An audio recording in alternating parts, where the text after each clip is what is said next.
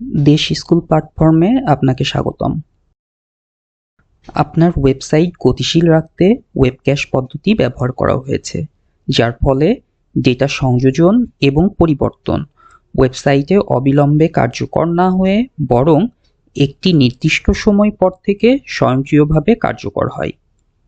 তবে ক্যাশ মুছে ফেলার মাধ্যমে আমরা ওয়েবসাইটে তাৎক্ষণিক তথ্য সংযোজন এবং পরিবর্তনগুলি কার্যকর করতে পারি। তাহলে চলুন দেখি দেশ স্কুল ওয়েবসাইটে কিভাবে আমরা ওয়েব ক্যাশ ডিলিট করব। এর জন্য সর্বপ্রথম অ্যাডমিন প্যানেলের সেটিংসে যাই। এবার নিচে ওয়েব ক্যাশের পাশে অবস্থিত ক্লিয়ার বাটনে ক্লিক করি। এখন ডিলিট। এভাবে খুব সহজেই আমরা ওয়েব ক্যাশ মুছে ফেলতে পারি। এটি মুছে ফেলার পর স্বয়ংক্রিয়ভাবে নতুন বা পরিবর্তিত ডেটা পুনরায় ওয়েব ক্যাশ সংরক্ষণ করে থাকে। ফলে ওয়েবসাইটের গতিশীল অবস্থা সর্বদা বজায় থাকে।